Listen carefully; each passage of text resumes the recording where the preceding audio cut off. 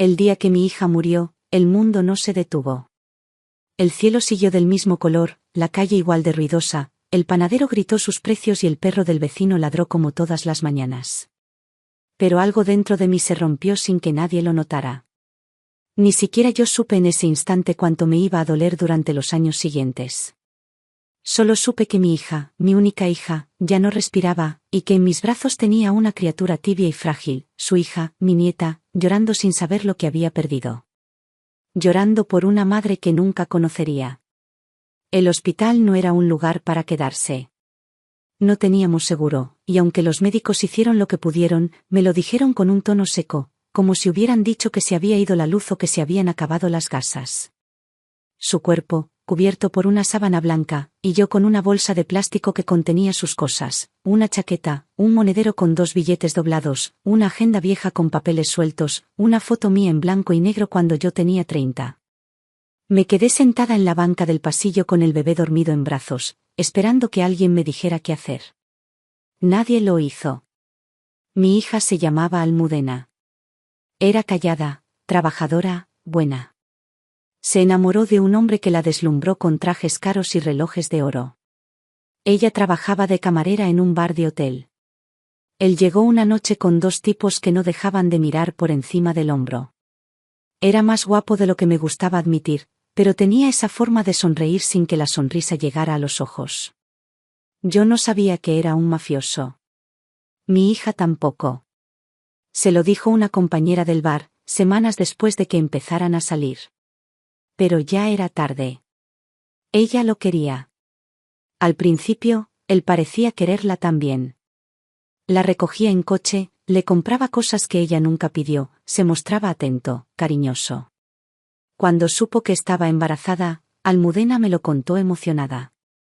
No estaba segura de cómo iba a reaccionar él, pero dijo que lo iba a enfrentar. Que no tenía miedo. Que el bebé nacería con o sin él. El día que él se enteró de que era una niña, cambió.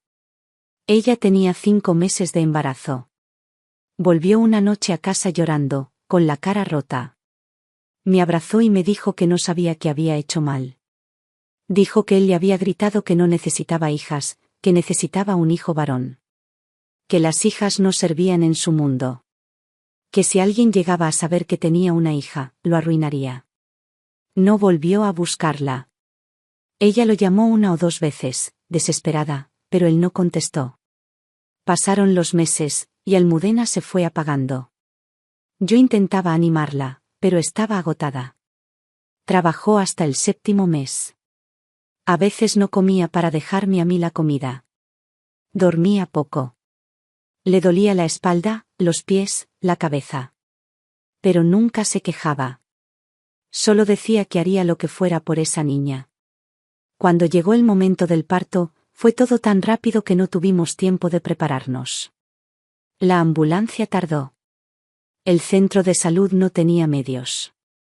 La trasladaron tarde al hospital y cuando llegó ya estaba mal. Yo estuve todo el tiempo en la sala de espera, con el corazón arrugado. Una enfermera salió y me dijo que había complicaciones. Luego vino un médico que no me miró a los ojos y me dijo que mi hija no lo había logrado. La niña sí. Pesó 3 kilos, tenía los ojos grandes y oscuros. Lloraba con fuerza, como si el mundo le hubiera dolido desde el primer segundo. Yo no sabía qué hacer con ella. Nunca había criado a un bebé sola. Tenía 61 años, dolores en la espalda, pocas fuerzas. Pero no había opción. Me entregaron una hoja para firmar como tutora legal. La firmé sin entender lo que firmaba. Volvimos a casa en un taxi. Me costó pagar el viaje.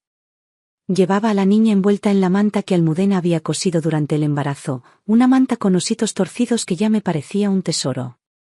No teníamos cuna. La puse en una caja con sábanas viejas. Dormía con los puños cerrados, como si luchara hasta en sueños. Los primeros meses fueron un infierno. No teníamos pañales suficientes.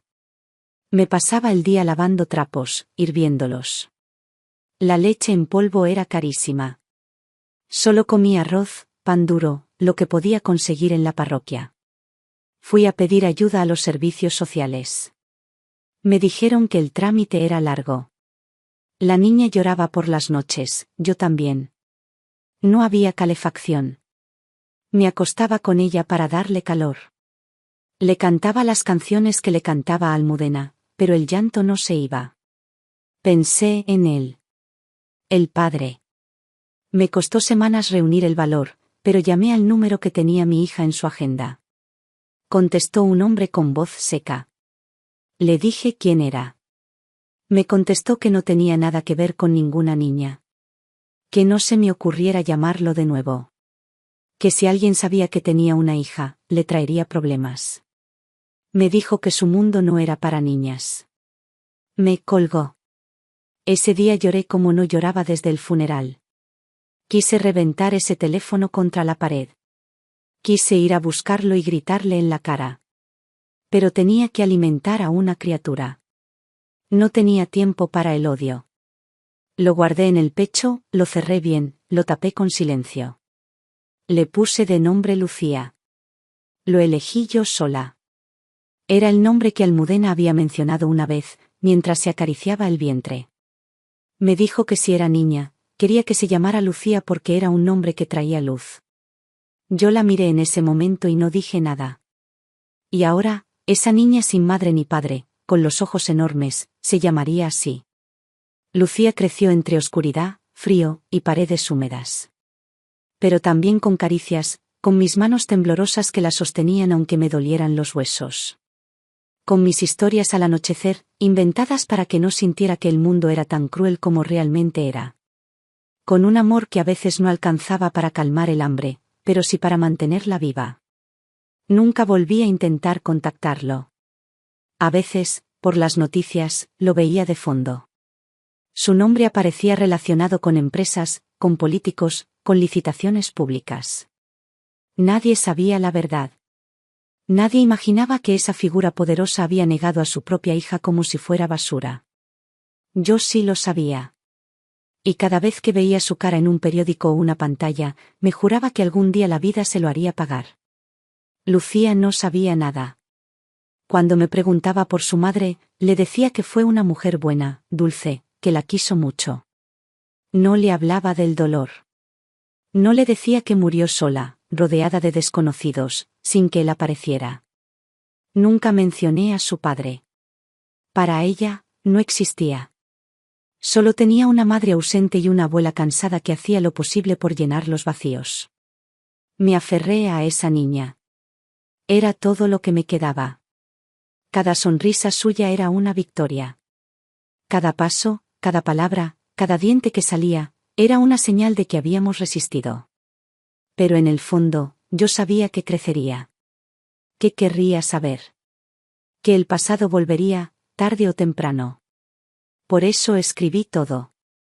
Lo guardé en una caja, cerrada con una cinta. Una caja que algún día le daría. O tal vez no.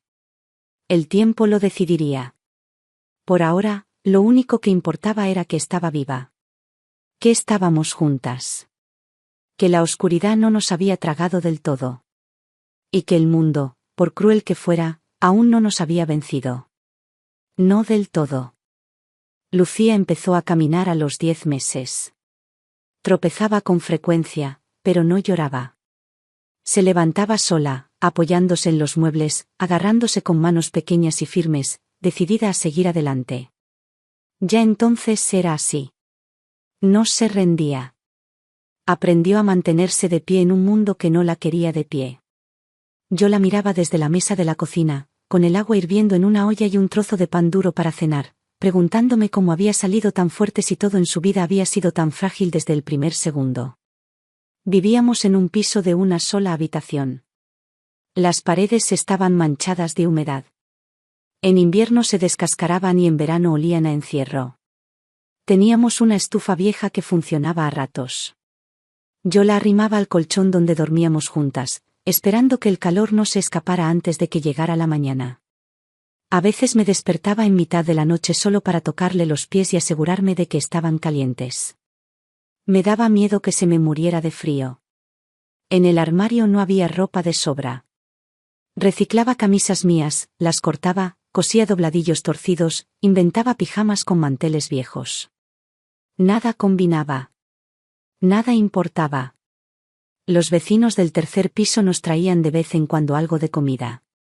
Pan de ayer, arroz, una bolsita con lentejas, unas zanahorias sueltas. Yo siempre daba las gracias. Me dolía tener que aceptar, pero dolía más que Lucía pasara hambre. En la parroquia me dieron una caja con latas y un paquete de leche en polvo que duró 10 días. Cada cucharada era un cálculo. Aprendí a estirar todo. A engañar al estómago. A cocinar con lo que hubiera. A veces no había nada. Solo agua caliente con sal. Lucía creció en ese silencio pesado, interrumpido solo por los sonidos del exterior, los coches, las sirenas, el ascensor descompuesto, las discusiones de los vecinos. No tenía juguetes caros. Le hice uno con una botella de plástico y botones. Otro con trozos de cartón pintados. Reía con esas cosas como si fueran de oro. Nunca pedía más. No conocía otra cosa. Cuando empezó a hablar, usaba pocas palabras. Se comunicaba con gestos, con miradas, con sonrisas de medio lado. Era una niña reservada, como si desde siempre supiera que el mundo era un lugar complicado. Le gustaban los cuentos. Le leía todas las noches. A veces me inventaba historias sobre princesas que vivían en casas rotas, pero que eran valientes. Le cambiaba los finales para que no murieran, para que tuvieran algo parecido a un descanso. Me escuchaba con los ojos abiertos. Se quedaba dormida apoyada en mi brazo. Me daba miedo moverme, por si se despertaba y no volvía a dormir. No tenía amigos. En el barrio todos trabajaban. Los otros niños estaban en guarderías privadas o se quedaban con abuelos que no salían de sus casas. Yo no podía pagar una guardería. La llevaba conmigo cuando limpiaba casas.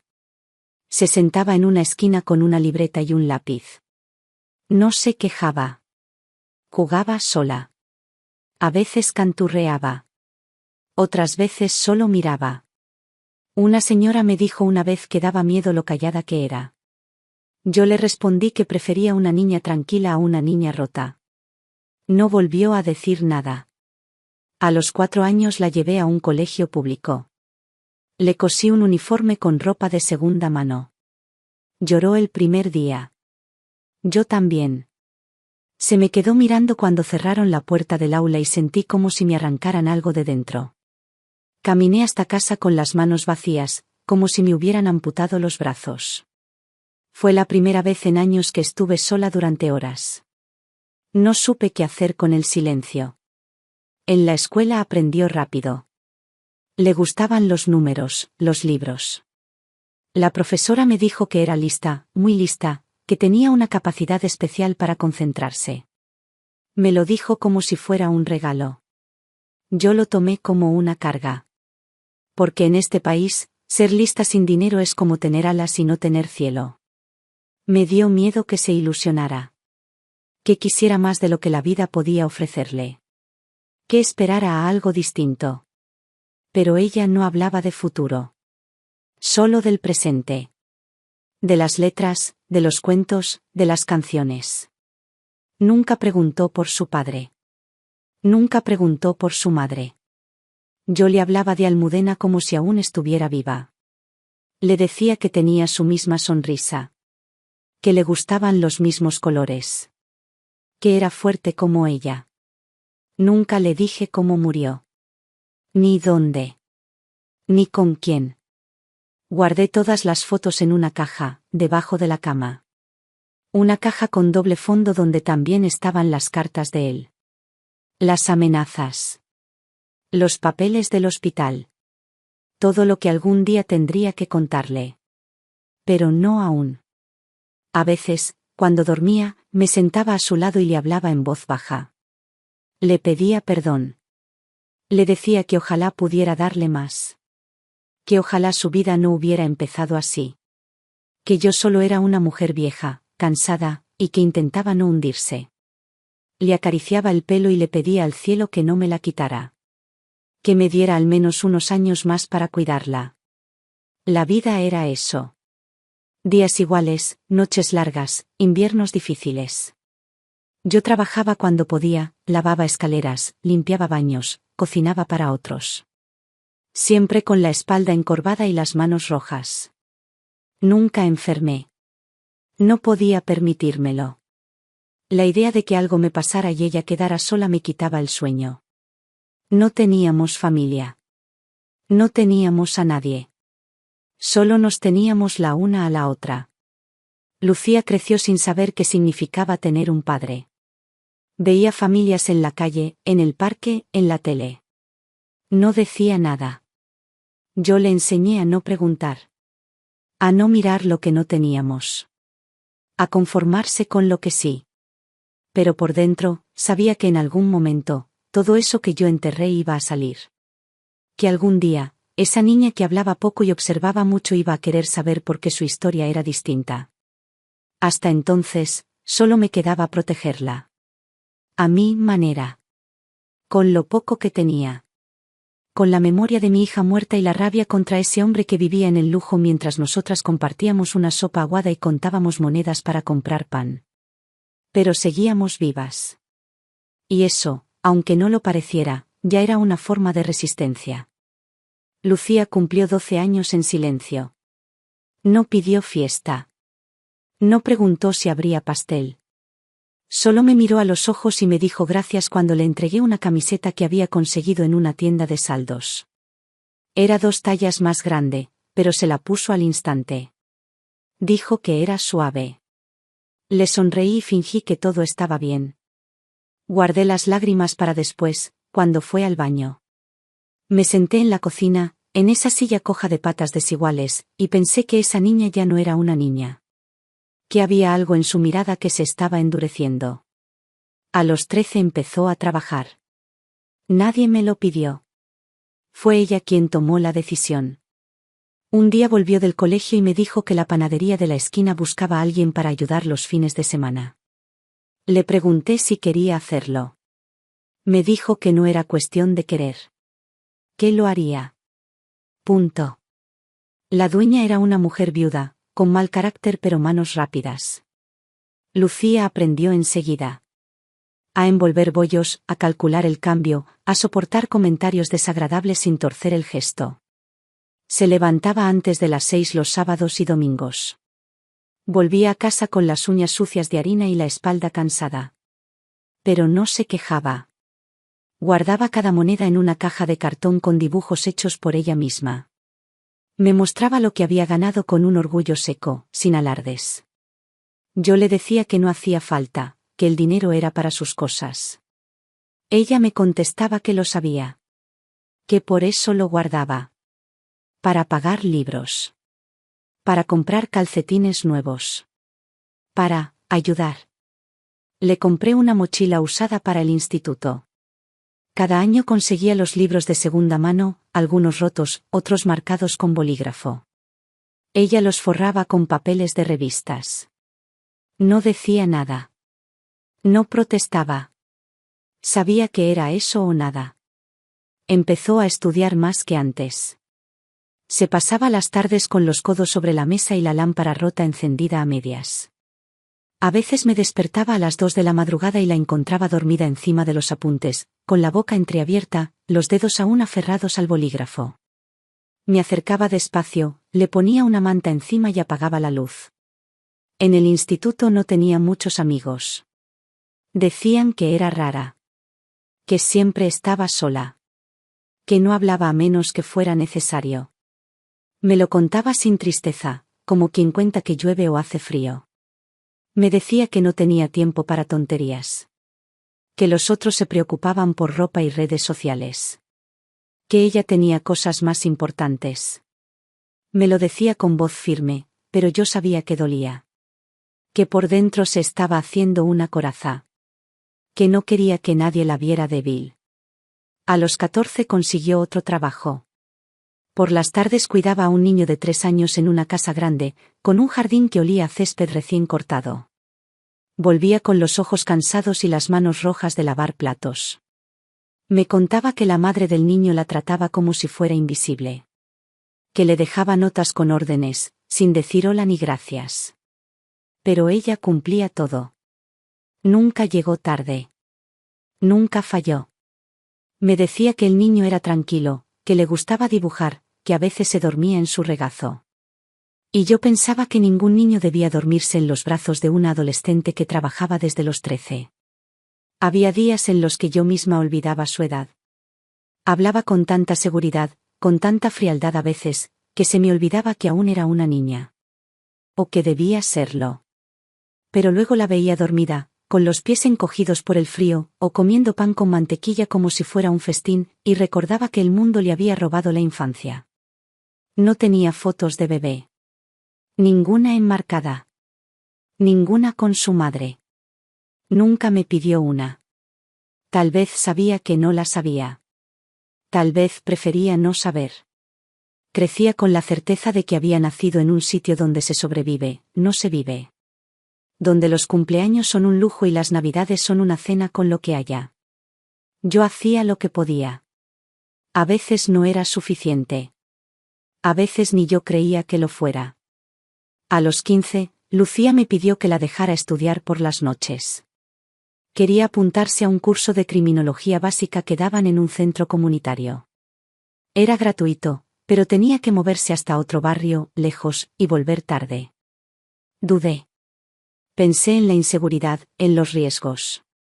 Pero me miró con esos ojos que ya no suplicaban, solo afirmaban, y no pude negarme. Durante 6 meses, Lucía trabajó por la mañana, estudió por la tarde, y asistió a ese curso por las noches. Dormía poco. Comía menos. Pero sus notas subieron. Sus informes eran impecables. Empezó a hablarme de leyes, de justicia, de cómo funciona un sistema cuando se cae. Me escuchaba en silencio y luego me explicaba todo como si tuviera años de experiencia. Yo la miraba y no entendía cómo podía caber tanto en una muchacha tan joven. Tanta rabia. Tanta precisión. Tanta claridad. Me preocupaba. Claro que sí. Veía cómo se alejaba de todo lo que era normal en una joven de su edad. Nunca hablaba de chicos. Nunca salía a fiestas. Nunca se pintaba los labios. Solo le interesaba el orden, la lógica, los errores del sistema. Leía noticias de corrupción, de crímenes sin resolver. Se enfurecía con los jueces que soltaban a los culpables por falta de pruebas. Me decía que quería cambiar eso. Que alguien tenía que hacerlo. Yo no sabía si sentirme orgullosa o tener miedo. Sabía que lo que la movía no era solo el deseo de justicia. Había algo más. Algo que ardía en su interior y que yo no me atrevía a nombrar. Tal vez un vacío. Tal vez el instinto de arreglar lo que estaba roto desde su nacimiento. Nunca me pidió explicaciones. Nunca me preguntó por su padre. Pero en sus silencios había una pregunta constante. Una que se negaba a pronunciar. Una que yo no sabía cómo responder. A los 16, Lucía ya no era una adolescente. Era una sobreviviente. Una joven con mirada de adulta, con pasos firmes, con ideas claras. Y yo, vieja, cansada, con las manos llenas de grietas, la miraba como si mirara un milagro. Uno que nació de la muerte, del abandono, del hambre. Uno que nunca debería haber existido, pero que estaba ahí, contra todo, como un puño cerrado en medio de la tormenta. Nunca le conté la verdad. Aún no. Porque no sabía cómo. Porque no encontraba las palabras. Porque cada vez que lo pensaba, se me venía a la cabeza la imagen de aquel hombre colgándome el teléfono, diciéndome que su mundo no era para niñas. Y temía que si ella lo sabía, algo dentro de ella se rompiera. O peor aún, que se endureciera más de lo que ya estaba. Así pasaban los días. Yo lavando su ropa. Ella leyendo sobre justicia penal. Yo calentando sopa. Ella ordenando su vida con la precisión de quien no quiere que se le escape nada. Y el mundo, ese mismo que nos había escupido al margen, seguía girando como si no debiera nada. Como si no tuviera cuentas pendientes con nosotras. Pero yo sabía que eso no era verdad. Sabía que la vida da vueltas. Que todo llega. Que tarde o temprano, ese hombre que negó a su hija tendría que mirarla a los ojos. Y entonces no habría riqueza ni poder que pudiera salvarlo. El día que decidí no decirle la verdad fue un día cualquiera, sin importancia en el calendario. No había lluvia ni sol, solo ese gris constante que parecía cubrir nuestra vida desde siempre. Lucía tenía 17 años y acababa de regresar del instituto con una carpeta llena de documentos. Me habló de una exposición que quería visitar, sobre criminología, sobre perfiles psicológicos de delincuentes. Me lo dijo con ese entusiasmo contenido que solo mostraba cuando algo de verdad le importaba. Yo la escuchaba mientras removía la sopa, fingiendo calma. Pero dentro de mí, algo se movía, algo viejo, algo que ya no podía seguir enterrado sin esfuerzo. Esa noche, mientras ella dormía, me senté en la mesa con la caja. La saqué de su escondite, la limpié con un trapo húmedo, y la abrí. Dentro estaban las cartas que nunca le mostré, los documentos que guardé desde el día en que su madre murió. Recortes de periódicos, informes policiales viejos, incluso una copia del certificado de nacimiento con el espacio del padre en blanco. Todo lo que tenía sobre ese hombre, todo lo que quería olvidar, estaba ahí. Volví a leer las cartas. No eran muchas. La mayoría eran mensajes escritos a mano, firmados por él, con esa letra dura, en tinta negra. No había ni una sola palabra de afecto. Solo órdenes, amenazas, advertencias. Una carta en particular la recibí cuando Lucía tenía apenas un mes. Me decía que si volvía a mencionarlo, si siquiera pronunciaba su nombre en voz alta, podría hacerme desaparecer. Que él no tenía hija. Que su apellido no iba a mezclarse con la sangre de nadie que no fuera varón. Que las mujeres eran una carga. Que las mujeres debían saber cuándo quedarse calladas. Recuerdo haber apretado esa hoja en el puño aquella vez. Quise romperla, quemarla, escupirla. Pero no lo hice. Porque sabía que algún día esa carta podría ser la única prueba de lo que habíamos vivido. No para mí. Para Lucía. Por si acaso. Por si alguna vez necesitaba entender. Pero esa noche, mirando la hoja bajo la luz tenue de la cocina, sentí que no podía dársela. Que no podía soltarle ese peso encima. Que no merecía saber que fue negada desde el principio, no por sus actos, sino por su género. Que su existencia, para ese hombre, nunca fue más que una amenaza. Me imaginé su cara, su expresión, sus ojos apagándose al entenderlo todo. Y no lo soporté. Tomé todas las cartas y las metí de nuevo en la caja. Cerré la tapa, le puse cinta y la guardé otra vez en el fondo del armario, bajo los manteles viejos y los abrigos que ya no usamos. Me senté en la cama y me dije a mí misma que no iba a contarle nada. Que lo llevaría conmigo hasta el final. Que prefería cargar con ese pasado a que ella lo hiciera. Que mi nieta no iba a ser definida por el desprecio de un cobarde. Que su origen no iba a condicionar su destino. Esa decisión me cambió. No me quitó el dolor, pero me dio dirección. Desde ese momento empecé a mentir con más seguridad. A ocultar con firmeza. Cuando me preguntaba por su madre, repetía las mismas historias de siempre. Que fue buena. Que la quiso mucho. Que le habría encantado verla crecer. Cuando me preguntaba por su padre, desviaba la conversación. Decía que se había ido, que nunca supimos quién era. Que a veces, las personas desaparecen. Nunca insistía. Nunca me empujaba a hablar más. Tal vez sabía que había algo escondido. Tal vez prefería no saberlo. O tal vez me quería lo suficiente para respetar mi silencio. Durante esos años, tuve miedo. Miedo de que apareciera. Miedo de que algún idiota hablara más de la cuenta, de que su nombre saliera en las noticias, vinculado a escándalos, a negocios sucios, a algún arresto. Y que ella lo relacionara.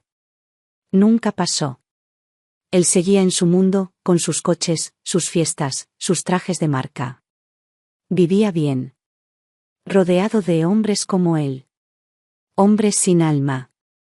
Una vez, en el supermercado, vi a uno de sus guardaespaldas. No me reconoció. Yo sí. Lo había visto en una foto de periódico, de pie junto al coche negro donde él solía ir. Me quedé paralizada. Lo seguí con la mirada mientras compraba carne, cerveza y una revista de deportes. Me acerqué a la caja cuando él ya había salido. La cajera me preguntó si estaba bien. Le dije que sí. Mentí como ya me había acostumbrado a hacer. Ese día llegué a casa y abracé a Lucía más fuerte de lo habitual. Ella se rió. Me preguntó qué pasaba. Le dije que nada. Que a veces uno recuerda cosas. Me miró con esa mezcla de ternura y sospecha. No dijo nada más. Se fue a su habitación y cerró la puerta. Yo me quedé en la cocina, mirando por la ventana, como si esperara ver algo en la calle. Pero no había nada. Solo farolas. Solo viento. En el fondo, sabía que callar no era un acto de cobardía. Era una forma de protegerla. Sabía que el pasado tiene garras. Que puede morder. Que puede deformar la vida de alguien si llega en el momento equivocado. Y ella estaba construyendo su camino. Lo hacía bien. Con esfuerzo, con inteligencia, con una rectitud que me asombraba. No necesitaba saber que su padre era un mafioso. Un criminal disfrazado de empresario. Un hombre que compraba favores y quemaba negocios cuando no le pagaban. Que usaba el miedo como moneda. Que había despreciado a su madre y amenazado a su abuela. Que se había librado de ella como quien se quita una mancha del abrigo. Lucía no merecía esa mancha. No merecía ese dolor. Ya había vivido lo suficiente sin amor de madre. No iba a quitarle también la imagen de quien era ella misma. Porque si se lo decía, se preguntaría en qué parte de su sangre llevaba algo de ese monstruo. Se lo preguntaría aunque fuera injusto. Aunque no tuviera sentido. Lo sé porque yo también me lo habría preguntado. Así que callé. Y seguí callando. Día tras día. Año tras año. Sabiendo que cada vez era más difícil. Que el secreto crecía. Que el tiempo se agotaba. Pero también sabiendo que todo lo que hice, lo hice por amor. Por protegerla. Por no permitir que un hombre le robara todo lo que había logrado por su cuenta. Y si algún día tenía que saberse, sería porque el destino así lo decidiera. No yo. No, ahora. Lucía cumplió 18 años con una carpeta bajo el brazo y ojeras marcadas que ya parecían parte de su rostro. Había sido admitida en la universidad pública para estudiar criminología. Lo logró sola, con un expediente impecable y una carta de motivación que escribió una noche sin dormir, mientras yo intentaba conciliar el sueño en el sofá con el televisor encendido en un volumen bajo. Cuando le llegó la carta de admisión, no gritó, no saltó, no me abrazó. Solo me la tendió con la mano firme y la voz calmada, y me dijo que ya estaba. Yo no sabía cómo íbamos a hacerlo. La matrícula era gratuita, sí, pero había libros que costaban más que un mes entero de comida. Había transporte, materiales, comidas en la calle cuando no pudiera volver a casa. Pero ella no me dejó preocuparme demasiado. En cuestión de una semana, ya estaba trabajando por las mañanas en una librería. Después, iba a clase. Por las noches estudiaba. No descansaba. No se detenía. Yo la veía y no entendía de dónde sacaba fuerza. Yo a su edad ya tenía el cuerpo roto por trabajos que nunca elegí. Y ella, que desde los 13 no había parado de trabajar, aún tenía la energía para llenarse de ideas, para debatir, para memorizar códigos penales, para analizar casos judiciales. No dormía más de 4 o 5 horas por noche. Comía deprisa. Estaba siempre con prisa. Pero su mente no perdía claridad. Su pulso no temblaba. Me contaba cosas. Casos que analizaban en clase. Crímenes sin resolver. Argumentos legales que desmenuzaban línea por línea. Yo escuchaba lo que podía, entendía poco, pero la observaba mientras hablaba, con esa manera de mover las manos, de alzar apenas las cejas, y me parecía una mujer ya hecha. Me dolía pensar que se había forjado en la necesidad. Que no tuvo adolescencia ni tiempo para tonterías. Que la vida no le dio tregua. En la librería trabajaba organizando estanterías, revisando pedidos, cobrando en la caja. Le gustaba estar entre libros, aunque casi nunca tenía tiempo de leer por placer. A veces traía ejemplares usados que el dueño le regalaba cuando ya no se vendían. Yo los guardaba como si fueran reliquias. Los ponía en la repisa sobre la cama, aunque ya no cabían más. Me gustaba verla leer aunque fuera 5 minutos. En esos momentos, parecía respirar distinto. Los fines de semana hacía trabajos extra. Repartía folletos, traducía textos, cuidaba ancianos. No decía que no a nada. Todo lo aceptaba. Todo lo cumplía. Y lo hacía sin quejarse, sin victimismo, sin discursos.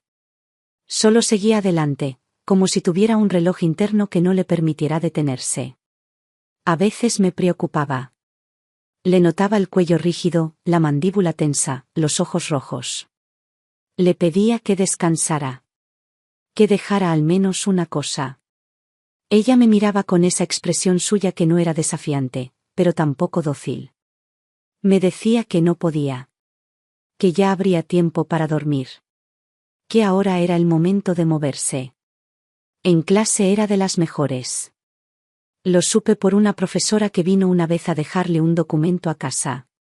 Me dijo que Lucía tenía cabeza fría, que era meticulosa, aguda, incansable. Que cuando intervenía en debates, nadie podía rebatirla. Que incluso algunos profesores le temían un poco, porque no dejaba pasar errores. Me lo dijo con una media sonrisa. Yo asentí y le di las gracias, aunque por dentro sentí un escalofrío.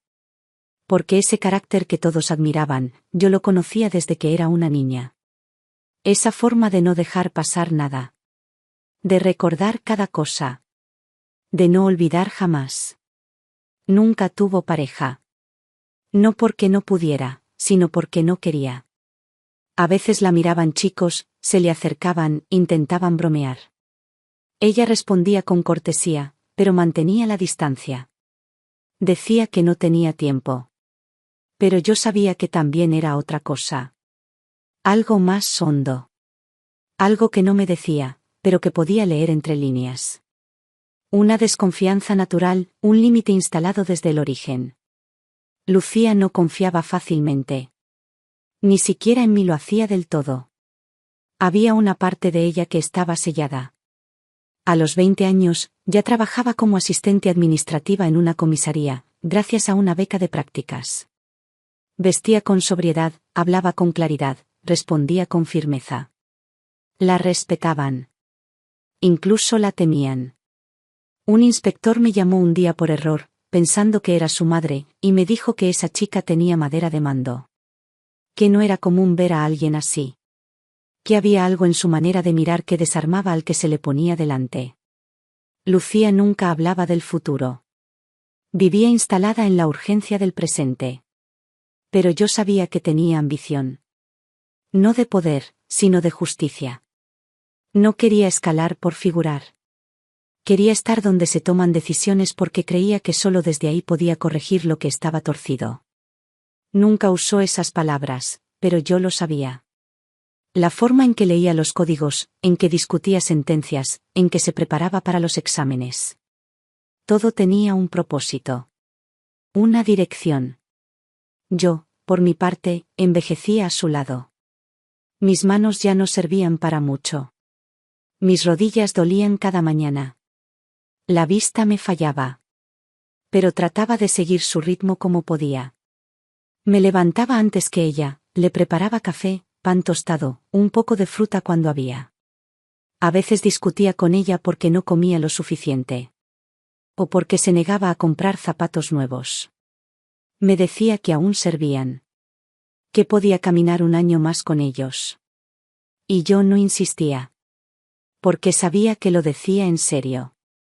Que cada euro lo medía como si fuera sangre. Nunca preguntó por su origen. A veces, cuando hablábamos de nombres de familia, de padres ausentes, de historias truncadas, ella se callaba. No preguntaba. No especulaba. Pero sabía. En el fondo, sabía. No los detalles, no los hechos, pero sí el vacío. Ese que uno arrastra desde que nace. Ese que no hace ruido, pero pesa. Yo seguía guardando la caja. La misma caja, cerrada, intacta, con el nombre de ese hombre escrito en papeles amarillentos, con la historia que ella aún no conocía. La historia que, por ahora, no iba a tocar. Lucía se preparaba para su último año. Ya era casi una profesional. Ya hablaba como una oficial. Ya pensaba como alguien que no se rinde. Y yo, sentada en mi silla vieja, con el cuerpo lento y la voz gastada, solo podía mirar cómo esa niña que nació en la muerte y creció en la carencia se estaba convirtiendo en una mujer con dirección, con rigor, con un objetivo tan claro que a veces asustaba. El mundo no la hizo así. La empujó, sí.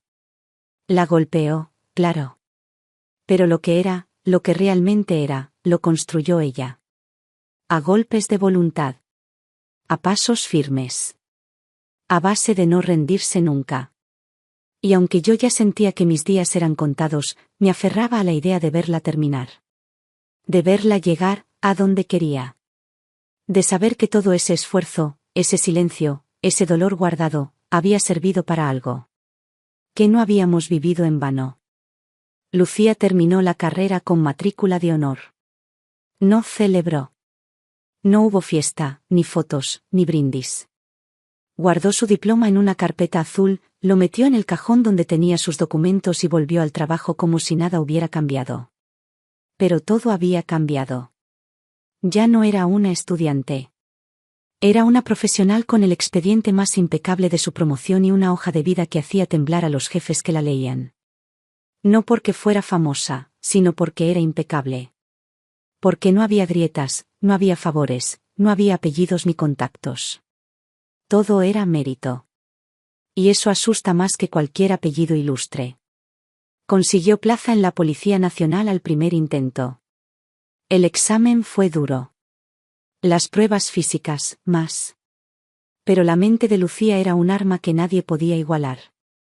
Entró sin ayuda. Nadie la empujó. Nadie la presentó. Se ganó el sitio con el mismo método con el que había ganado todo en la vida, sola, con esfuerzo, sin pedir permiso. Cuando recibió la notificación oficial, la dejó sobre la mesa de la cocina mientras preparaba té. Me dijo que empezaría en 2 semanas. Me preguntó si tenía pan. Le señalé la panera, pero no pude hablar. Me temblaba el labio. Ella me miró, entendió, y no dijo nada. Me sirvió una taza como siempre. El uniforme le quedaba grande la primera vez que se lo probó. Se miró en el espejo, se peinó con precisión, ajustó la gorra y se quedó un minuto en silencio. Yo la observaba desde la puerta. Pensé en su madre. Pensé en mí. Pensé en los días sin leche, sin abrigo, sin nada. Pensé en los trapos sucios que le ponía cuando era bebé. Y la vi ahí, recta, con la mirada fija, vestida con autoridad. Y supe que ese momento era más grande que cualquier palabra. Los primeros meses fueron duros. Las comisarías son territorios difíciles. Se respira jerarquía, ego, presión. Pero Lucía no era fácil de ignorar. Su forma de hablar era directa, sin adornos. Su manera de trabajar no dejaba lugar a errores. En poco tiempo, se ganó respeto. No caía bien a todos. No buscaba caer bien. Era respetada, no querida. Y eso, en su mundo, era más sutil. Le asignaron casos menores al principio, hurtos, peleas callejeras, conflictos domésticos. Los resolvía con rapidez, sin drama. Hacía informes detallados, sin errores, sin faltas. Nunca llegaba tarde. Nunca se quejaba. Iba de casa al trabajo, del trabajo a casa.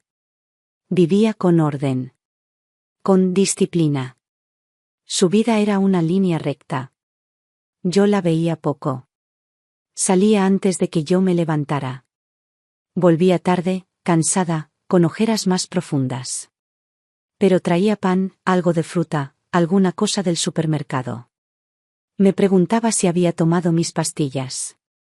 Si había comido. Si había sentido dolor en las piernas. Me abrazaba de vez en cuando. Con cuidado. Como si no supiera del todo cómo se hacía. Un día, al año y medio de servicio, la ascendieron a subinspectora. Fue la más joven de su cohorte en conseguirlo. Lo supe por la prensa local. Una nota breve, sin foto, pero con su nombre. La recorté y la guardé entre las cosas importantes. Ella no me lo contó. Cuando volvió a casa esa noche, le pregunté si era verdad. Me dijo que sí. Como si no importara. Como si fuera un trámite más. Pero esa noche cenó conmigo. Se sentó conmigo. Me miró. Me habló. No de trabajo. De mí. Me dijo que me veía más delgada. Que debía salir más. Que cuando ella tuviera un poco más de tiempo, me llevaría al médico para revisar los huesos. Poco después, empezaron a llegarle asignaciones más delicadas. Casos de extorsión, redes de corrupción, intervenciones financieras. Le gustaban esos casos. Decía que ahí es donde se escondía la verdadera podredumbre. Que no todo estaba en la calle. Que lo peor a veces se escondía en oficinas con alfombras limpias. Se metía en cada caso como si fuera el único. Leía miles de páginas, interrogaba, cruzaba datos. Era implacable. Empezó a aparecer en informes internos como una de las oficiales más eficientes del cuerpo. Le ofrecieron un traslado a la capital, a un puesto más alto. Lo rechazó. Dijo que aún tenía cosas que hacer allí, donde todo había comenzado. Dijo que no le interesaban los despachos. Que su sitio estaba en la calle. Entre la gente. Donde se ve la realidad. Con 29 años, le entregaron la dirección provisional de un grupo operativo especial. Era la más joven en dirigir un equipo así. Y la única mujer. Le temían más que a ningún otro. Porque no se dejaba comprar. No se callaba. No aceptaba medias verdades. Y porque no le debían nada. Y eso, para los que mueven hilos, es peligroso. Los periodistas empezaron a escribir sobre ella. No escándalos. No rumores. Datos. Resultados. Cifras. Arrestos. Operaciones limpias. La llamaban la de hielo, porque no mostraba emoción ni bajo presión. Pero yo sabía que sentía. Que por dentro, todo lo vivía. Solo que había aprendido a no mostrarlo. En casa, todo seguía igual. La misma cocina. La misma silla rota. Las mismas paredes grises. Yo seguía siendo la misma vieja de siempre, pero más cansada. A veces me dolía levantarme. A veces me costaba respirar. Ella me cuidaba. Sin ternura, pero con rigor. Me llevaba al médico, me conseguía medicamentos, me cocinaba cuando podía. No decía te quiero. Nunca lo dijo. Pero lo hacía todo como si lo dijera en cada gesto. No hablábamos del pasado. Nunca. Yo no nombraba a su madre. Ella no preguntaba. Era un pacto silencioso. Pero yo sabía que ese pasado estaba ahí. Agazapado. Esperando. Sabía que un día algo lo traería de vuelta. Porque los secretos, por más que uno los entierre, tienen raíces largas. Y esa caja, la que aún guardaba bajo el armario, era un árbol esperando crecer. Pero mientras tanto, solo podía mirarla. Verla irse cada mañana, vestida de azul, con paso firme, con mirada dura. Verla volver cada noche, más cansada, pero más fuerte. Y pensar que, pese a todo, lo habíamos logrado. Que la niña que nadie quiso, que el mundo ignoró, que él negó, se había convertido en una mujer que todos respetaban.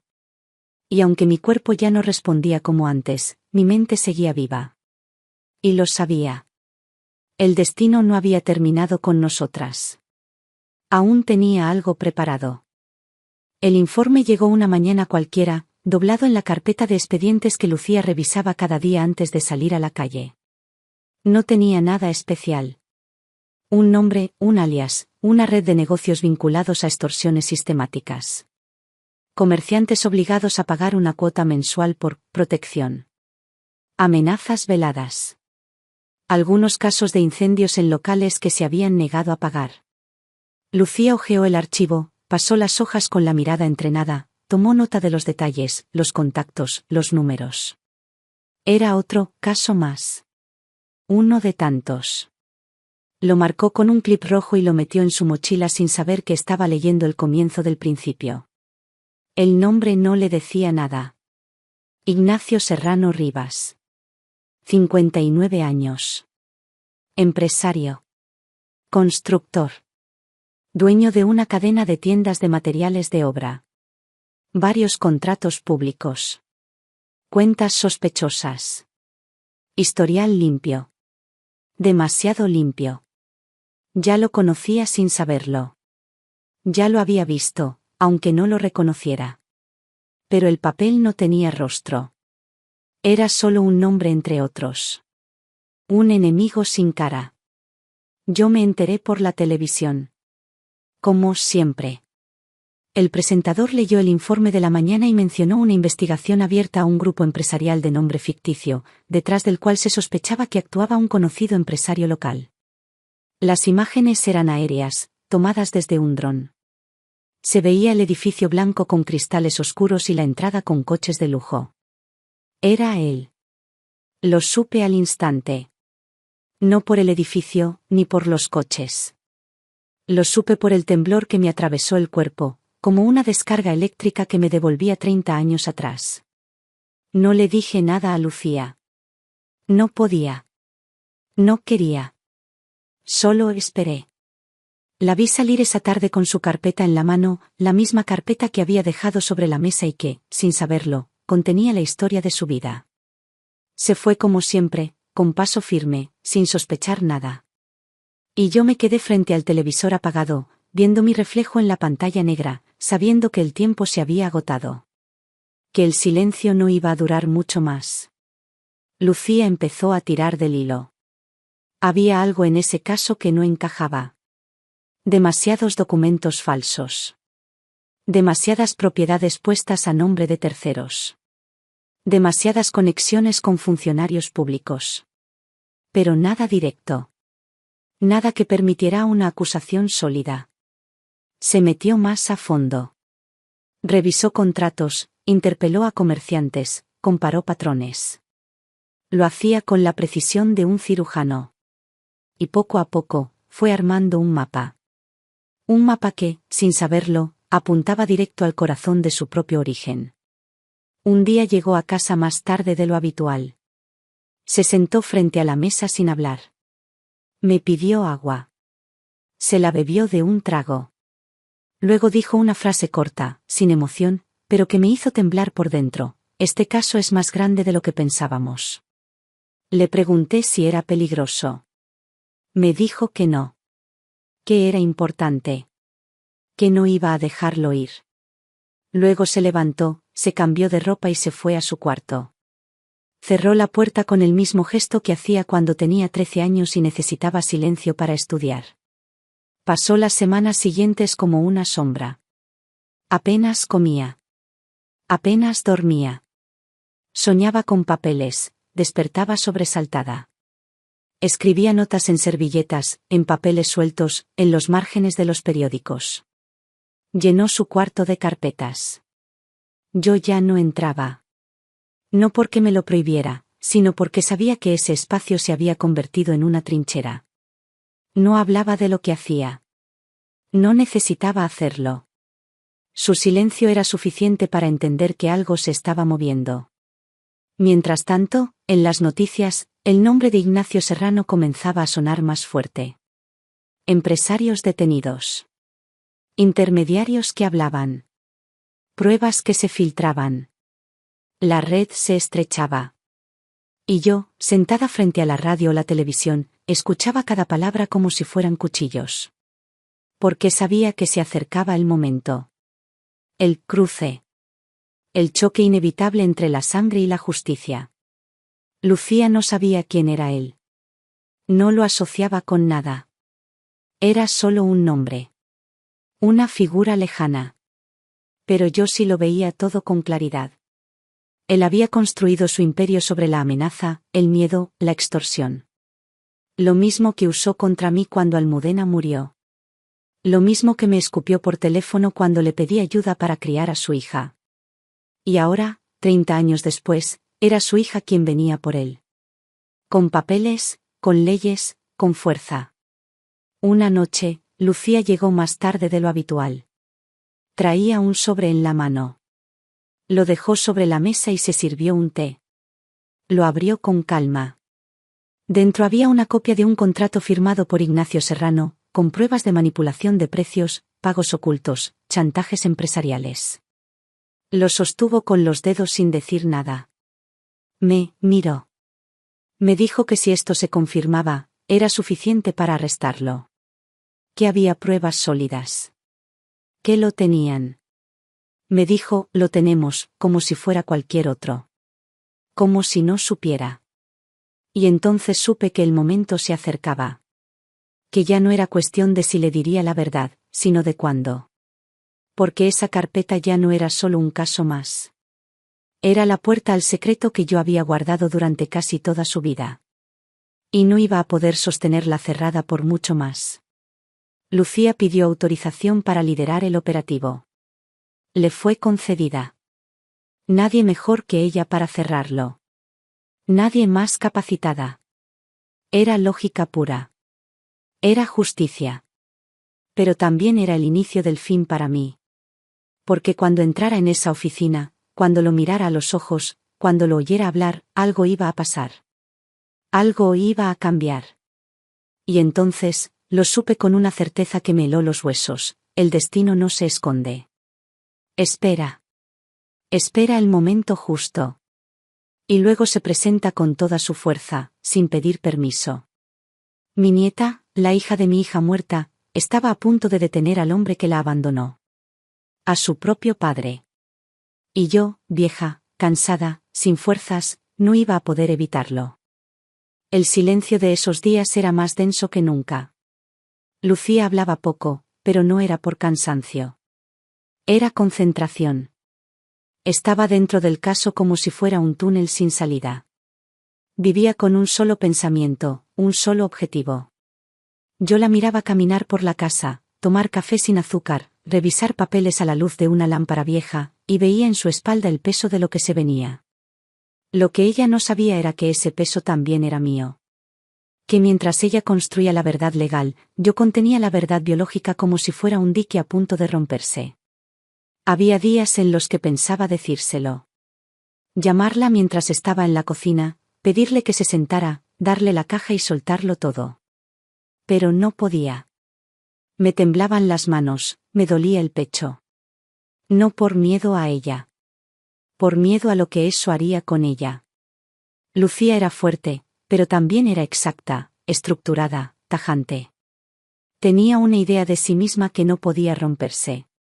Y la verdad cruda, tenía grietas suficientes para derrumbar todo lo que había edificado. Entonces decidí esperar. Un día más. Una semana más. Tal vez, después del arresto. Tal vez cuando todo se calmara. Tal vez nunca. Porque la verdad es que uno siempre quiere más tiempo cuando sabe que va a perder algo. La operación fue marcada para el viernes. A las 6 de la mañana. Entrarían al edificio por 2 frentes. Tenían pruebas, órdenes judiciales, respaldo de la fiscalía. Lucía dirigiría el operativo desde el vehículo principal. Vestiría de civil, pero con el chaleco antibalas. Lo había planeado todo. Lo había estudiado todo. Lo había predicho todo, menos una cosa, el rostro del hombre que iba a arrestar. La noche anterior no cenó. Preparó su uniforme, revisó las órdenes, limpió su arma. Se acostó temprano. Yo la escuchaba moverse detrás de la puerta cerrada como si estuviera empacando para una guerra. Una guerra que no sabía que era suya desde antes de nacer. Esa madrugada no dormí. Preparé café, me senté en la mesa y esperé. Cuando salió de su cuarto, ya vestida, con el rostro sereno y los ojos fríos, le ofrecí una taza. Se la tomó de pie, en silencio. Le deseé suerte. Me besó la frente, cosa que no hacía desde niña. Y se fue.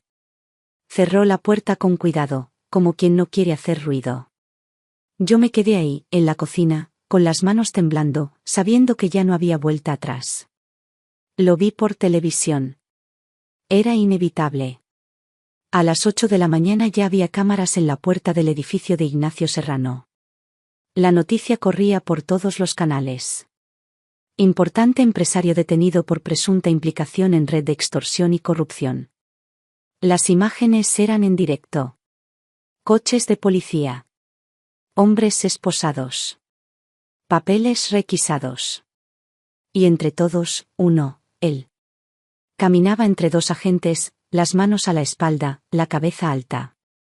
No mostraba miedo, ni vergüenza. Solo soberbia. Como si supiera que no lo podían tocar. Como si creyera que, otra vez, saldría limpio. En ese momento, la cámara enfocó el coche negro, el vehículo central. La puerta se abrió. Lucía bajó. Con paso firme, sin dudar. Se acercó a él.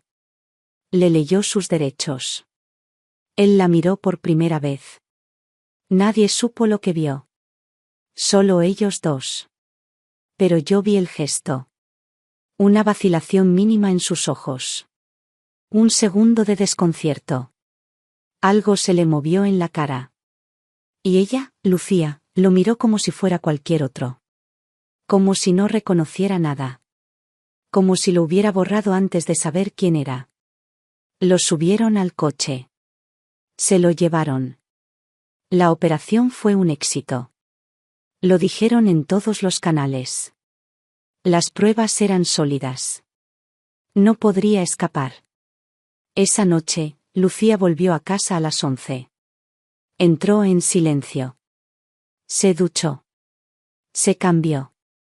Se sentó conmigo en la cocina. Me miró. Me dijo que ya estaba. Que lo habían conseguido. Me preguntó si había comido.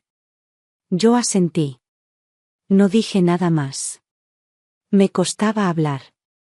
Tenía la garganta cerrada, como si me hubieran envuelto el cuello con una cuerda invisible. Le pregunté si lo había mirado. Me dijo que sí. Le pregunté qué había sentido. Me dijo que nada. Que era un tipo más. Que había algo en el que le resultaba desagradablemente familiar, pero que no sabía qué. No insistí. Pero algo dentro de mí se rompió. Porque ese, familiar, era una grieta que no podía tapar. Lucía fue ascendida 2 días después. Su trabajo fue impecable. La nombraron general de policía. La más joven en llegar al puesto. Todos hablaban de su carrera meteórica. De su inteligencia. De su valentía. Y yo la veía en la tele, con su uniforme de gala, saludando con la mano derecha en la frente, recibiendo condecoraciones. Y me dolía. No de tristeza. De algo más profundo. Porque la veía convertida en todo lo que él despreció. En la hija que negó. En la mujer que no quiso. Y ahora, sin saberlo, lo había reducido a un número de expediente. Esa noche no dormí. Busqué la caja. La abrí. La llevé a su habitación. Llamé a su puerta. Me dijo que pasara. Entré. Se sentó en la cama. Le tendí la caja. Me preguntó qué era eso. Le dije que era la verdad. Me miró. Abrió la tapa. Sacó los papeles. Las cartas. Las fotos. Se detuvo en una. La de su madre, en el hospital, días antes de dar a luz. No, habló. Siguió leyendo. Carta tras carta. El rechazo. Las amenazas. Las mentiras. Todo. Yo no dije nada. No podía. Me limité a quedarme de pie, como un mueble. Ella cerró la caja después de una hora. Me miró. Me preguntó si era cierto. Asentí. Me preguntó cuánto tiempo lo supe. Le dije que siempre. Me preguntó por qué no lo dije. Le respondí que quise protegerla. Que no merecía cargar con eso. Que no quería que supiera que fue despreciada por nacer mujer. No lloró. No gritó. No me insultó. Solo me miró con una tristeza que me partió por dentro. Me dio las gracias. Me dijo que necesitaba tiempo. Me pidió que la dejara sola. Obedecí. Cerré la puerta despacio. Me fui a la cocina. Me senté en la oscuridad. No encendí la luz. No lloré. No recé. Solo me quedé ahí. En silencio. Sabiendo que todo había cambiado. Que la verdad había salido. Que ahora el dolor no era mío solo. Y que el destino, por fin, había cerrado el círculo. Lucía no volvió a hablar del tema. Al menos, no conmigo. Después de aquella noche, se cerró como una puerta vieja. Seguía saliendo a trabajar. Seguía cumpliendo su deber con la misma firmeza de siempre. Pero algo en su rostro había cambiado. No era enojo, ni dolor abierto. Era otra cosa. Una especie de distancia, una desconexión que me hacía sentir que ya no estaba del todo conmigo. Como si hubiera cruzado a un lugar al que yo no podía seguirla. Los días siguientes fueron pesados. Yo intentaba no mirarla demasiado. Le dejaba el desayuno sobre la mesa, le preparaba café, le doblaba la ropa limpia sin hacer ruido. Ella no rechazaba nada, pero tampoco agradecía. Vivía como un autómata. En la calle, en la comisaría, frente a las cámaras, seguía siendo la misma general implacable. Pero en casa, era solo una sombra de sí misma. Una noche, mientras lavaba los platos, escuché su voz desde el pasillo. Me preguntó si recordaba el nombre del hospital donde nació. Le respondí sin girarme. Sabía que no era una pregunta por curiosidad. Sabía que había empezado a tirar del hilo. Desde ese momento supe que iba a llegar hasta el fondo. Que no se iba a quedar solo con las cartas o mis palabras. Iba a comprobar cada dato, buscar cada documento, atar cada cabo suelto. Porque así era ella. Siempre necesitaba pruebas. En menos de una semana ya había conseguido el expediente médico completo de su madre. El informe del parto. Las actas del hospital. El nombre del médico que atendió aquella noche. La enfermera que firmó el informe. Todo estaba ahí. También la partida de nacimiento, con el espacio del padre vacío. Lo había leído todo. Me lo dijo una tarde mientras tomaba té frente a mí. No había rabia en su voz. Solo un cansancio enorme. Me dijo que ahora entendía muchas cosas. Que no necesitaba saber más. Pero que no iba a perdonarlo. Nunca. Yo no supe qué responder. Me limité a asentir. La vi beber despacio, con las manos firmes, sin temblor. No lloraba. No temblaba. Pero la herida estaba ahí. No sangraba, pero quemaba. A los pocos días, su cara volvió a estar en todos los noticieros. Había cerrado un nuevo caso, una red de trata de menores vinculada a empresarios influyentes. La llamaban imparable. Ejemplo nacional. La mujer que no perdona. Yo la veía en la pantalla con el corazón encogido. Porque todos veían una líder. Yo veía a una hija negada. A una nieta marcada por la ausencia. A una mujer forjada en el abandono. Ignacio Serrano seguía preso. Las pruebas lo ataban de pies y manos. No tenía salida. Sus abogados pedían retrasos, apelaciones, beneficios. Nada funcionaba. Y entonces, hizo lo que no esperaba, intentó contactar con Lucía. Le escribió una carta. Una hoja escueta, escrita a máquina, firmada de puño y letra. Le pedía una reunión. Quería verla. Decía que era su hija, que había cometido errores, que merecía al menos una conversación. Lucía me la mostró. No me preguntó qué hacer. Solo me la mostró. Le pregunté si pensaba ir. Me dijo que no. Que él no merecía ni una palabra. Ni un gesto. Ni una mirada. Me dijo que los hombres como él nunca piden perdón porque lo sientan, sino porque están acorralados. Me dijo que si lo miraba, no sería como hija, sino como general. Y que no quería darle el lujo de tener frente a él a la mujer que despreció por ser mujer. La carta la rompió delante de mí. La arrojó al cubo de la basura. No temblaba. No lloraba. Pero cuando se fue a su cuarto, oí cómo cerró la puerta con más fuerza de la habitual. Esa noche no cenó. Los meses pasaron. El juicio comenzó. Lucía no asistió a las audiencias. No quiso verlo de nuevo. No quiso escuchar sus argumentos. Delegó todo a su equipo. El país entero seguía el caso. Las pruebas eran demoledoras. Los testigos hablaban. Los negocios turbios salían a la luz. Y él, Ignacio Serrano, estaba cada vez más solo. Los socios lo abandonaban. Los amigos desaparecían.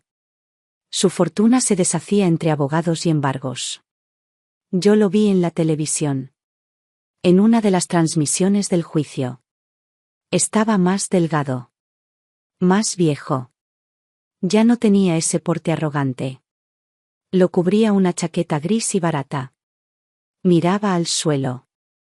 Escuchaba en silencio. No respondía a los periodistas. Y entonces pensé que tal vez, por primera vez en su vida, sentía el peso de sus decisiones. El día que lo declararon culpable, Lucía no estaba en casa. Llegó tarde. Abrió la puerta, dejó las llaves sobre la mesa y me dijo que le habían dado 15 años. Me preguntó si quería cenar.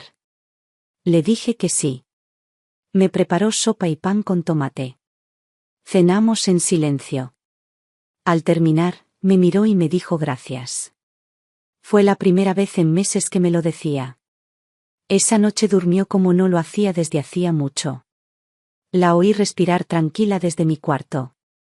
El aire en la casa estaba distinto. No era alegría. Era cierre.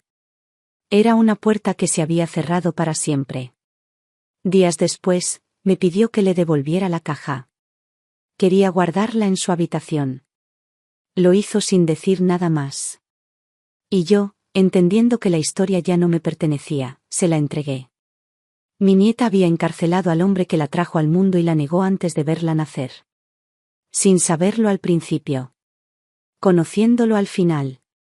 Pero sin vacilar. Sin perdonarlo. Y aunque me dolía por dentro, aunque la verdad me había roto en 1000 pedazos, supe que la justicia, esta vez, había llegado. De manos de su propia sangre. Pasaron 5 años. En ese tiempo, Lucía cambió, pero solo en lo visible. Ascendió más, si eso era posible.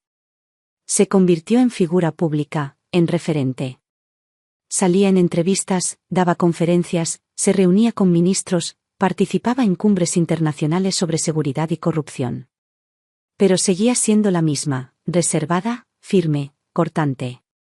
Vivía con orden, comía sola, dormía poco. No se le conocía pareja, ni amistades íntimas. Su vida era su deber. Y el deber la mantenía erguida. Yo ya no podía moverme con la facilidad de antes. La artritis me atrapaba los huesos, los ojos se me nublaban, y la espalda me pedía descanso incluso estando sentada. Lucía había contratado a una cuidadora que venía 3 veces por semana. Se encargaba de la casa, de las comidas, de acompañarme al médico. Yo acepté por obligación, no por gusto. No me gustaba tener a extraños en casa. Pero entendía que era necesario. Y Lucía no discutía. Tomaba decisiones sin pedir permiso. Una tarde, mientras la cuidadora preparaba la cena, Lucía entró por la puerta más temprano de lo habitual. Me saludó con un beso en la frente, se sentó frente a mí y me dijo con voz seca que él había salido. Ignacio Serrano. Había cumplido 5 años exactos de condena, y por buen comportamiento y reducción de pena, estaba fuera.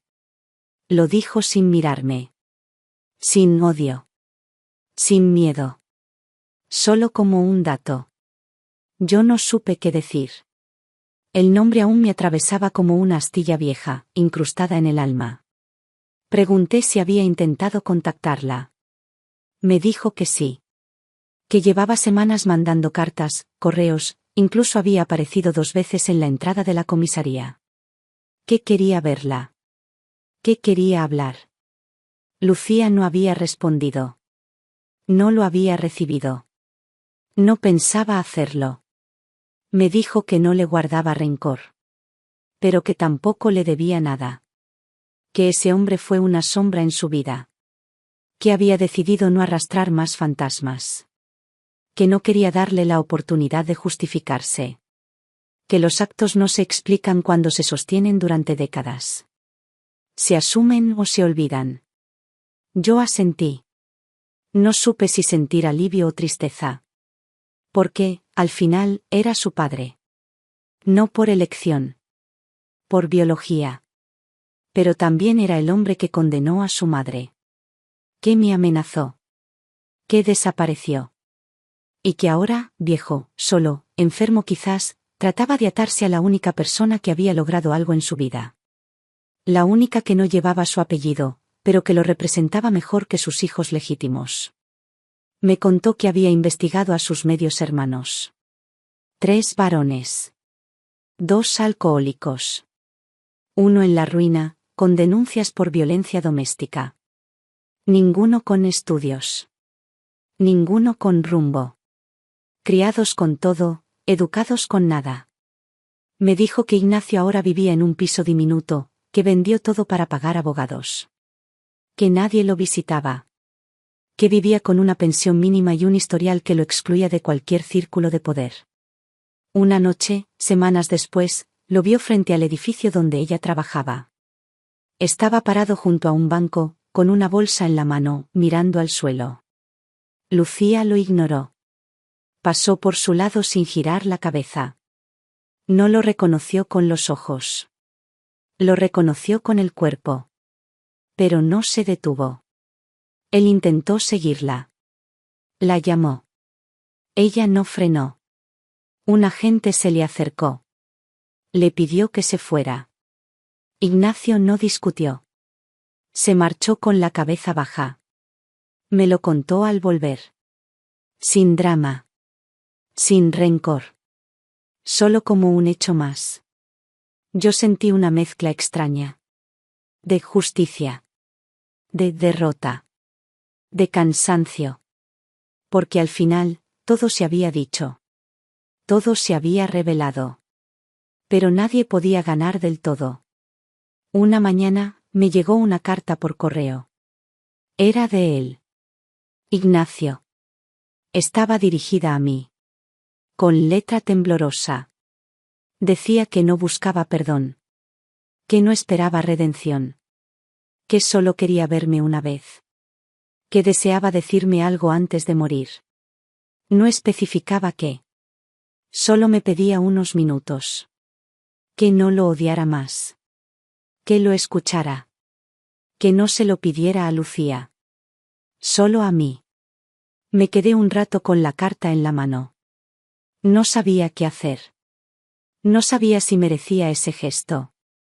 Si valía la pena. Pero esa misma tarde, le pedí a la cuidadora que me acompañara al lugar que él había escrito al dorso. Era un bloque gris, sin gracia, con escaleras rotas y buzones oxidados. Subimos al 2.º piso. Golpeé la puerta con los nudillos. Me abrió él. No era el hombre que recordaba. Tenía el pelo blanco, los hombros caídos, los ojos sin brillo. Me miró como quien reconoce una fotografía antigua.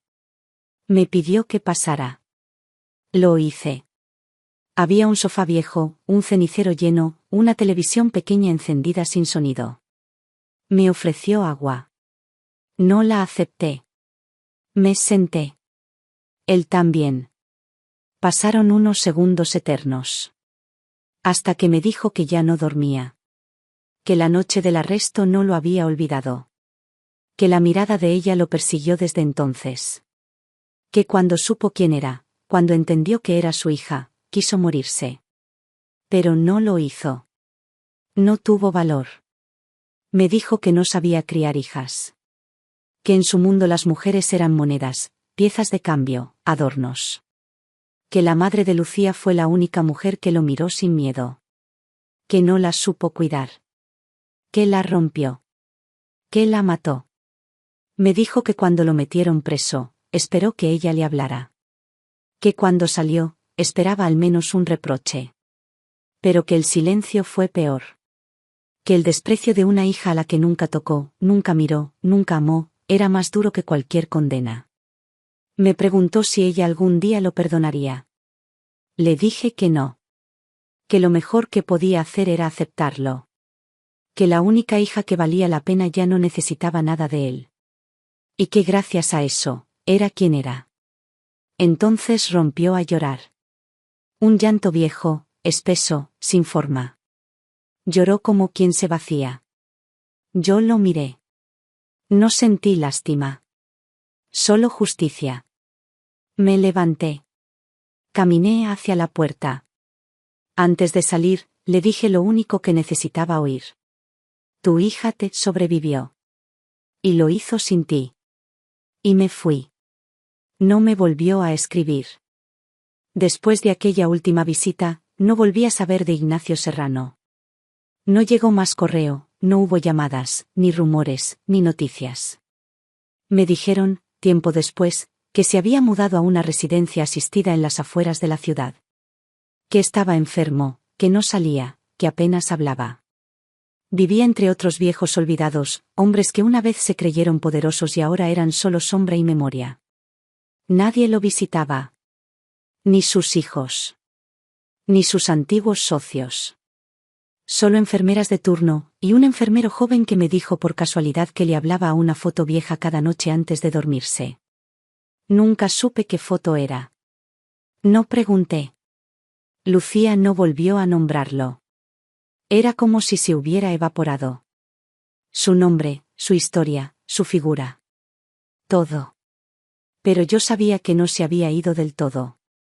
Quedaba algo en su silencio, algo en la forma en que a veces, frente a un espejo, bajaba la mirada durante un segundo. No era tristeza. No era duda. Era otra cosa. Una mezcla entre dolor y determinación. Un recuerdo transformado en lección. Mi salud siguió debilitándose. Los días se volvían más cortos. Mi cuerpo, más lento. Cada paso era un esfuerzo. Cada gesto, un pequeño temblor. Lucía no lo decía, pero lo notaba. Me preparaba el desayuno con más cuidado. Me cubría con la manta en las siestas. Me dejaba notas con instrucciones para la cuidadora. Un día incluso me preguntó si quería que viviera conmigo otra vez, por si necesitaba algo de noche. Le dije que no, que su sitio ya no era aquí. Que ahora tenía su propia vida. Me miró un segundo, sin hablar. Luego asintió. Su vida, en efecto, era otra. Se había comprado un pequeño piso cerca del río, sencillo pero moderno, con ventanas grandes y paredes claras. Allí vivía sola. Seguía trabajando, subiendo escalones que parecían no acabarse nunca. La llamaban desde otros países, desde universidades, desde cuerpos policiales que querían aprender de su experiencia. Y aún así, venía a verme. Cada domingo, sin falta. Puntual. Con pan recién hecho, fruta de temporada y un cuaderno donde anotaba mis medicamentos. No hablábamos de cosas profundas. Hablábamos del clima, del mercado, de la nueva vecina. A veces me leía fragmentos de libros, noticias que consideraba importantes, cartas que le llegaban de personas que admiraban su trabajo. Yo escuchaba. Me alegraba por ella. Pero en el fondo, sabía que su mundo ya era otro. Uno donde yo ya no tenía mucho sitio. Y eso estaba bien. Había crecido para volar sola. Un día de primavera, salí con ella a caminar por el parque del hospital. Me llevó en silla de ruedas porque mis piernas ya no daban más. Me tapó con una manta ligera. Me empujaba despacio. Era domingo. El sol se colaba entre los árboles. Había niños jugando, mujeres paseando perros, ancianos sentados en los bancos como estatuas vivas. De pronto, vi una figura que reconocí de inmediato. Ignacio. Estaba sentado bajo un árbol, con una manta sobre las piernas. A su lado, una mujer joven en silla de ruedas, con el cuerpo torcido, la cabeza ladeada, los ojos perdidos. Larisa. La hermana de Lucía. Esa que él crió, mientras a Lucía la negaba. Ahora los dos estaban ahí, invisibles, ajenos al mundo. Nadie los miraba. Nadie los reconocía. Lucía lo vio. Frenó un segundo. No dijo nada. No se acercó. No cambió de dirección. Solo lo observó un momento. Él también la vio. Se quedó quieto. No sonrió. No saludó. Solo bajó la cabeza. No intentó hablar. No hizo el más mínimo gesto. Lucía siguió caminando. Yo no dije nada. El silencio era más elocuente que cualquier palabra. Y así, sin drama, sin gritos, sin lágrimas, pasamos junto al hombre que una vez decidió que ella no merecía existir. Y ahora la miraba pasar desde una silla, con el cuerpo encorvado, sin que se le permitiera siquiera la redención del perdón. Días después, me dijeron que había muerto. Que fue una muerte silenciosa, sin familia cerca, sin flores, sin ceremonia. Nadie reclamó su cuerpo por 2 días. Al final, el ayuntamiento se encargó del entierro. Una fosa común. Un nombre grabado en una placa genérica. Nada más. Lucía no dijo nada. Solo se presentó en mi casa con una carpeta de documentos. Me dijo que había iniciado un proceso para transferir oficialmente mi cuidado a una residencia médica, porque mi estado ya requería atención constante. Me preguntó si me parecía bien. Le dije que sí. Que ya era hora. Antes de irse, me abrazó. No con prisa, no por costumbre. Fue un abrazo verdadero. Largo. Callado. Me dijo que vendría a verme siempre. Y que nunca olvidaría lo que hice por ella. Yo no respondí. Solo apoyé la frente en su hombro y cerré los ojos. Esa fue la última vez que la vi como mi nieta pequeña. Desde entonces, Lucía fue otra. Una mujer entera, completa, sin fantasmas. Un símbolo, sí. Un referente. Pero para mí, sobre todo, fue la prueba viviente de que el abandono no siempre gana. De que una niña nacida en la muerte, criada en la pobreza, negada por su padre, puede devolverle al mundo no odio, sino justicia. Y yo, vieja, sola, cansada, pude cerrar los ojos sabiendo que hice lo único que importaba. La salvé. Y ella me lo devolvió haciendo lo que nadie esperaba, vivir.